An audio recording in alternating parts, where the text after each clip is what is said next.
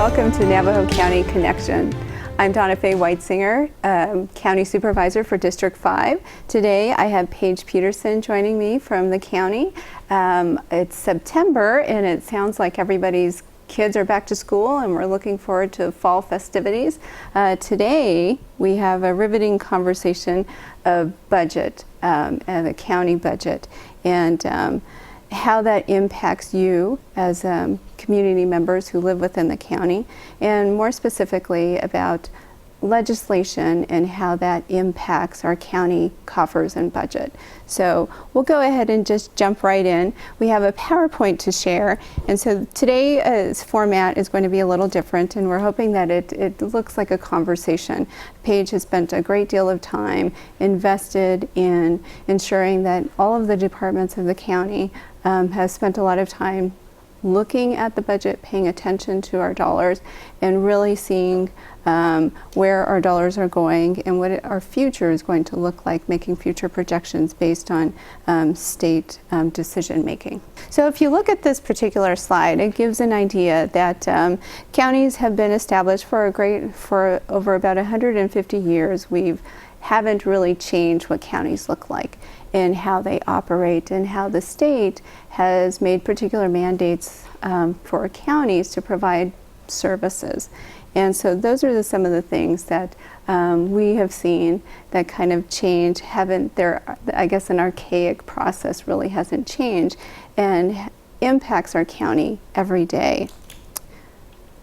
At the next slide, and this one kind of grabs me every time that I see it, because this is only just a small portion of the services that Navajo County provides. So if you look, we have the public defenders, animal control, public health, elections, adult probation, adult detention, juvenile detention, school superintendent, child seat training, tobacco education, flood control, child support, economic development, and it goes on and on.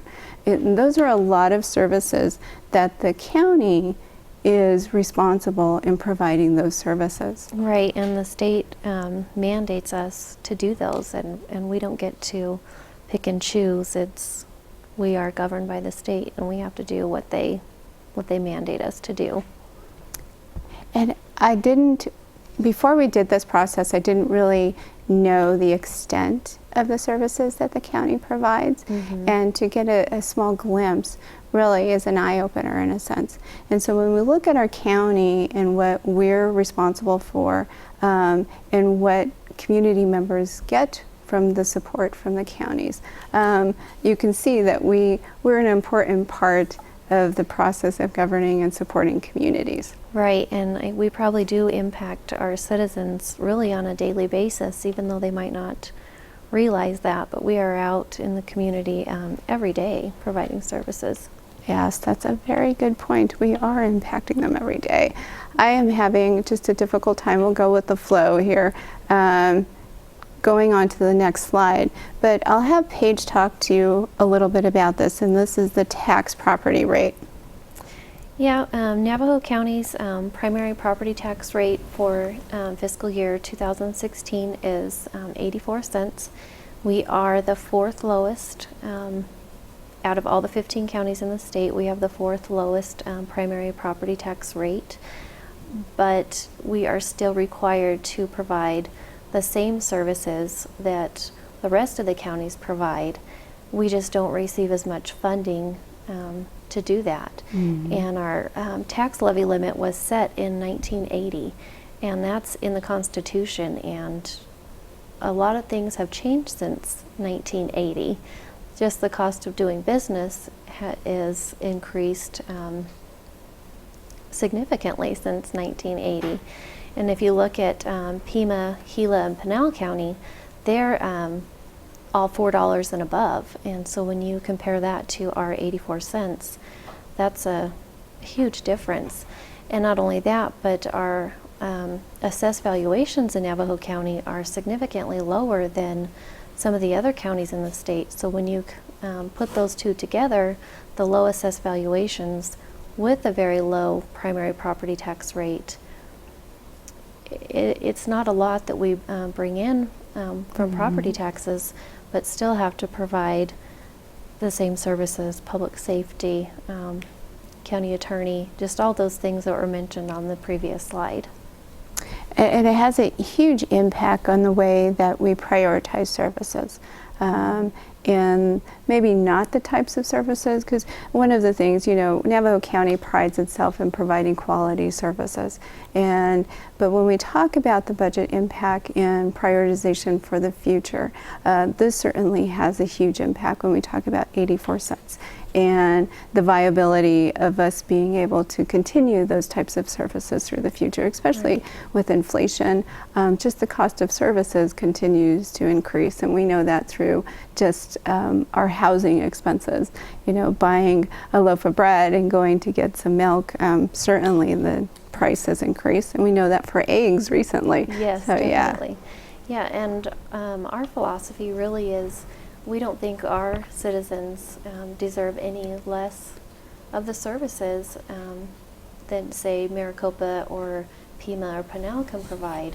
We still want to provide those same services, so we have to be very efficient and innovative to provide those services at much lower funding levels.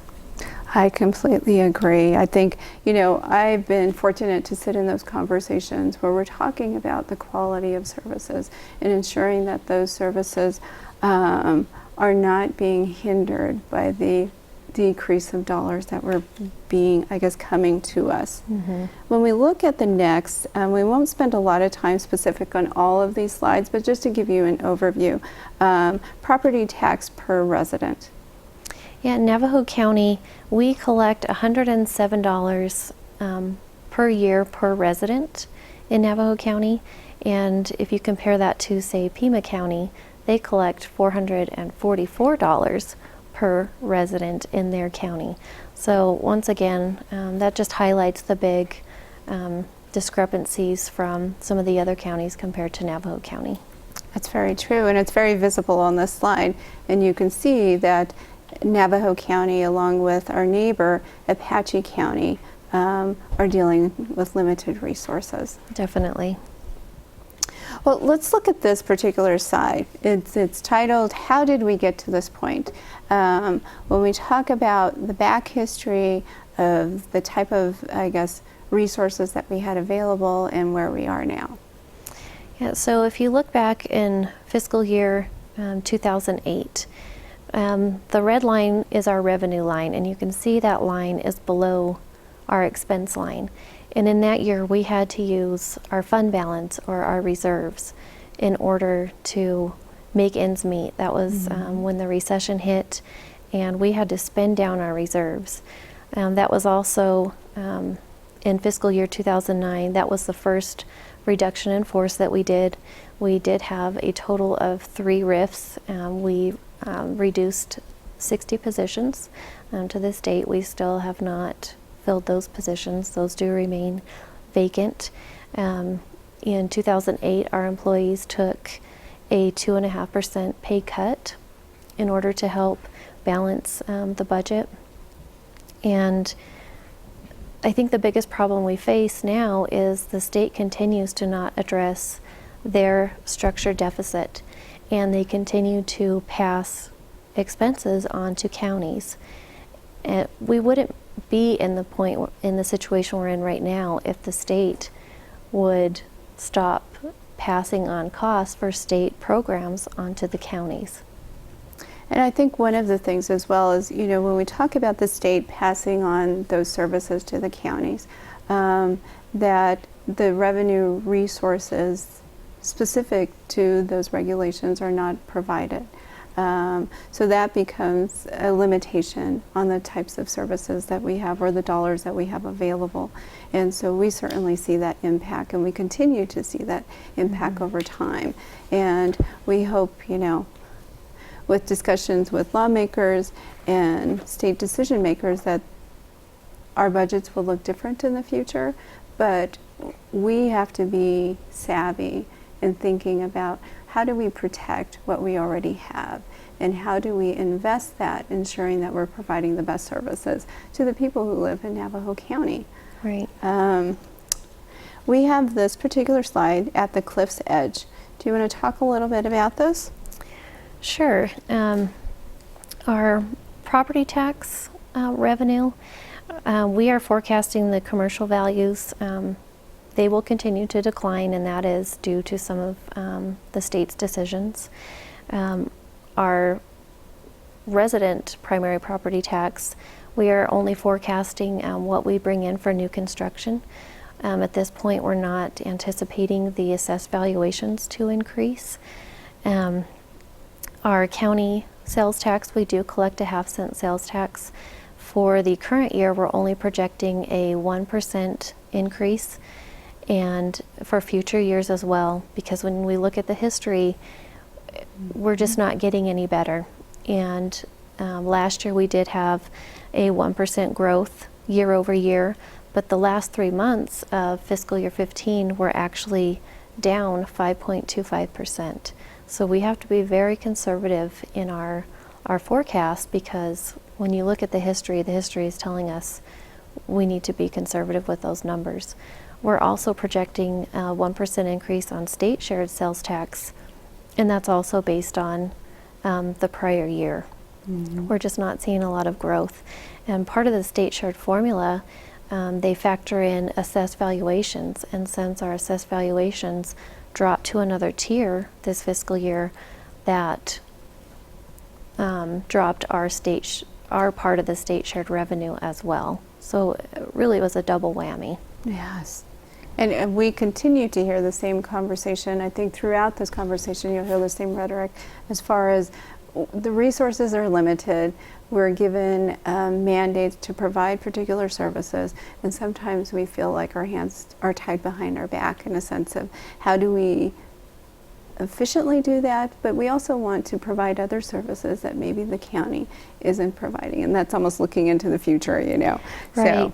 And in this projection we do have a 2% cost of living adjustment just built into our projection, and that's just for purchasing power, and that's based on the Social Security cost of living adjustments, which those have been the average 2.8% over the last 4 years, and our employees have only seen one cost of living adjustment in the past 8 years. Yeah. So we do want to build that into our projections. So when you see the red line, the revenue is significantly lower than our expenses, that's because we want to show we are going to have to do something for employees at some point.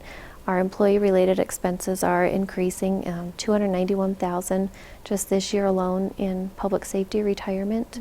Health insurance, 5% this year. We're projecting 10% in future years, and that's just due to the rising cost of health care. And that's not any additional employees. We're actually Correct. going That's with just less employees or fewer employees than we have in the past. Correct. Yeah. Still 60 positions fewer, and our capital purchases, we have only purchased capital when it's an absolute emergency. We don't have a dedicated capital replacement plan, and we also built that into our future year projections because there's going to come a time where we have to invest in capital.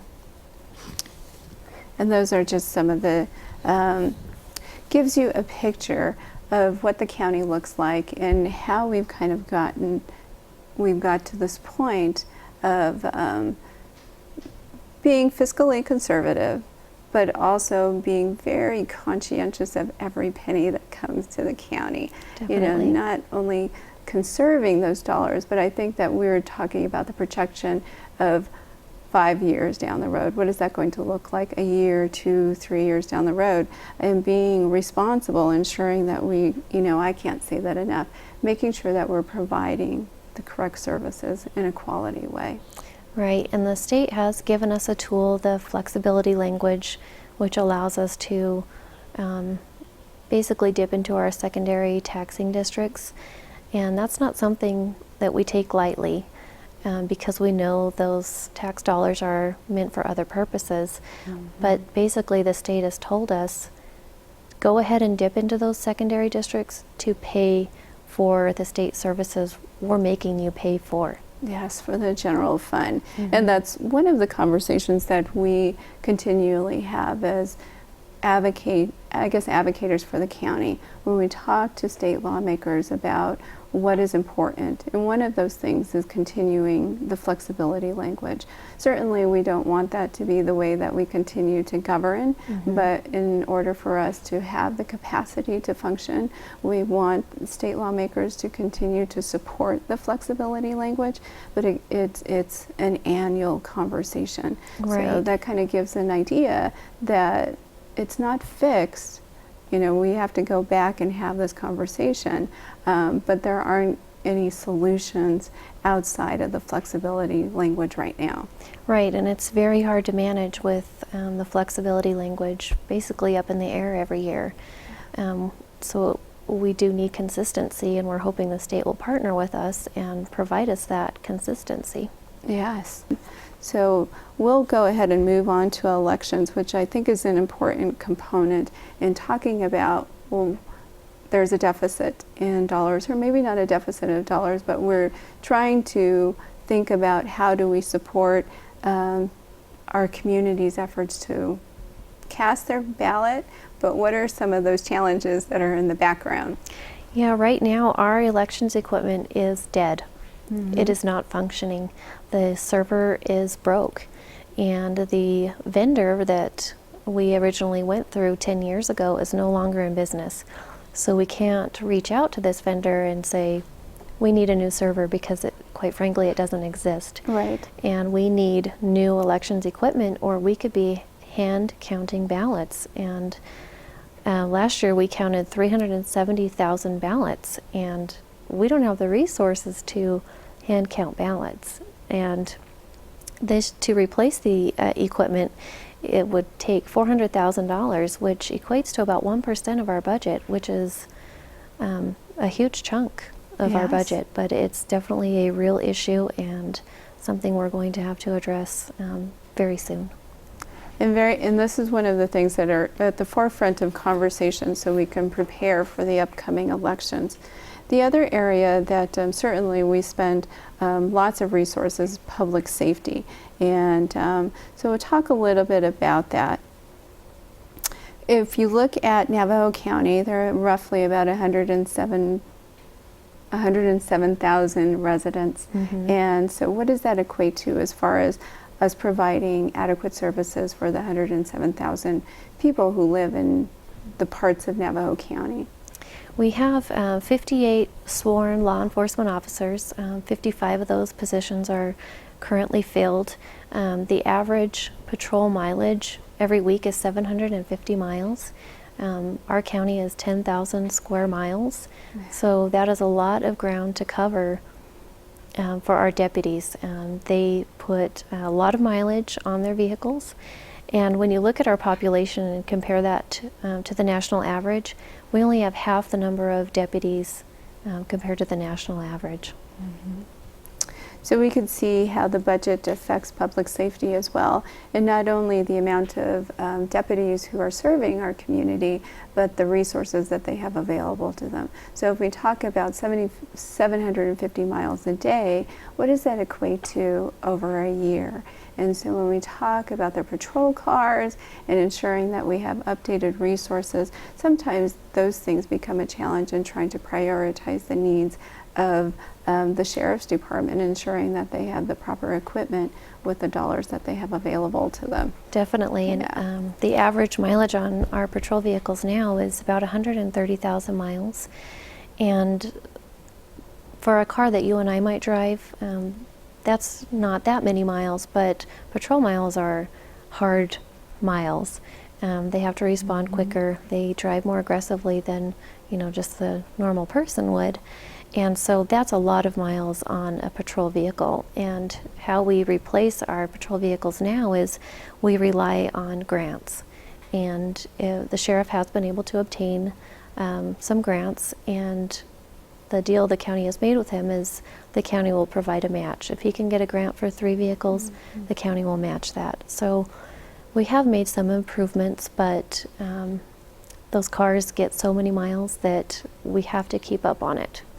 Yeah, and keeping up on it can be really challenging. And I think one of the things that this leads to as well with the I hate to keep saying lack of resources, lack of dollars, but that's kind of what it you know, comes down to. But when we have the challenges of our budget and the dollars and resources that we have available, it also impacts the deputy services that we have.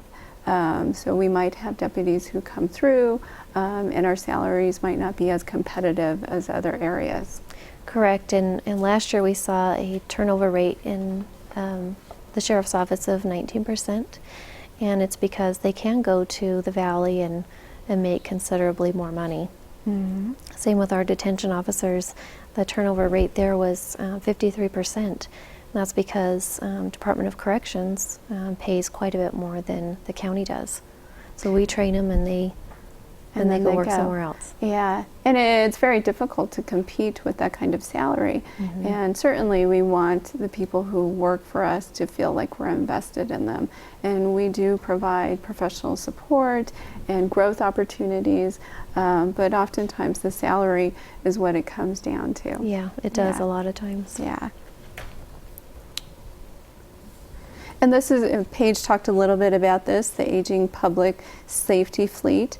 And so we'll go ahead and go on to the other slide. I think one of the things that, again, talking about the positive aspects of Navajo County, you know, we do have a budget that's very challenging. But despite our budget, we are continuing to look at quality services. And when we look at quality services, it often doesn't mean that Navajo County is a stagnant organization that does that all by itself. That certainly many of the things that Navajo County does is usually in partnership with another organization. So we have a few of those examples here. One of them is the WIOA regionalization. It is now Gila, Apache, and Navajo County. That's a workforce investment program that's through the county. We also have the Restoration to Competency partnership with Yavapai County. We used to send people to the state hospital, and their rate was $666 per day. And with Yavapai County, it's about $320 a day. $250 a day. Yeah, that is a huge savings, and so we were very grateful for that partnership with Yavapai.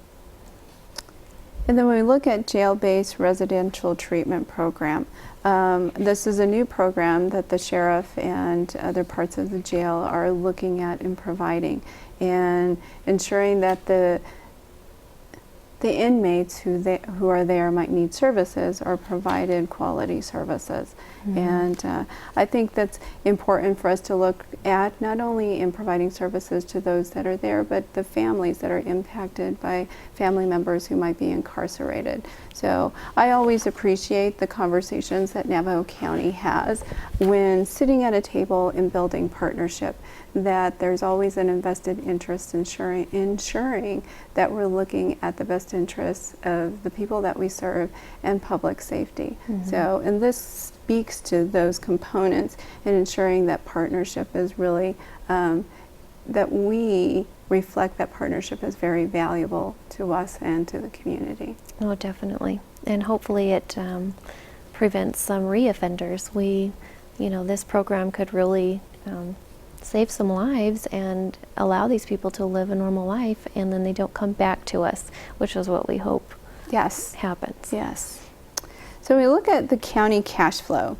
We have this description of what I guess it looks like when we have money and or we're kind of waiting for money to be distributed to us and these kinds of things. So can you talk a little bit about this slide? Sure. There is a perception that counties do sit on a lot of cash, and we do have a 10% reserve policy. Our general fund budget this year is $45 million, so our reserve is $4.5 million, and we start that on July 1 with that $4.5 million. However, we only collect property taxes in the fall and the spring, so our cash balance falls pretty quickly because our payroll that's every 2 weeks, it's about $600,000 just from the general fund. So in August, our cash balance falls below $1 million, and that's only really a payroll away of of being out of money. So we need that 4.5 million just to carry us through the year through the property tax collections. And you know, I've had the conversation in the past where at that point it almost feels like we're a family who's living from paycheck to paycheck in a sense. And certainly it's very difficult, it's challenging. You're protecting every dollar. You're hoping that there isn't a financial crisis in a sense, you know, that, you know, is the same along a line, I guess, along the lines of a family. You don't want your roof to cave. You don't want to have, you know, a flooding issue in your house. You don't want to have a plumbing issue. Definitely. So we certainly know what that feels like in protecting those dollars. Mm-hmm. When we look at partnerships moving forward, what does that look like? There was a task force that was formed, the Public Safety Retirement Pension Reform Task Force was the name. Our finance director, James Minlove, was actually a part of that task force. And what they did is really dug down deep into the public safety retirement, and they're going to take to legislation a new retirement system that is more sustainable, but still also fair to the public safety officers. And we're really hoping that the state will partnership with them and consider this new plan that they're proposing. It would end the current public safety plan. It wouldn't affect the members currently in the plan, but it would be for anybody hired once the new plan was established and after. Mm-hmm. Because the current plan is just, quite frankly, not sustainable. And that's why we're seeing a $291,000 increase just this year in public safety retirement alone. And we can see why the partnership with the state is so important. Yes. We're going to go ahead and wrap up. Thank you for joining me today. I appreciate it. And I, like others, it's great to have this conversation. It gives you a better picture of what the county provides and what we're responsible for. And how does that all happen? You know, how do we, as the county, make sure that those quality services are being provided? So thank you. I appreciate that. Thank you for having me. It was my pleasure. Well, thank you for joining us today. We certainly appreciate it, and I hope that you got a better idea of how the budget, how we support the budget in the county, and how that budget impacts the services that are provided for the people who live in the county. We look forward to building future partnerships throughout the county and with our state legislators, and we're grateful to people like Paige who help us to ensure that we're protecting every dollar. So have fun out there, enjoy fall, and we'll see you next month.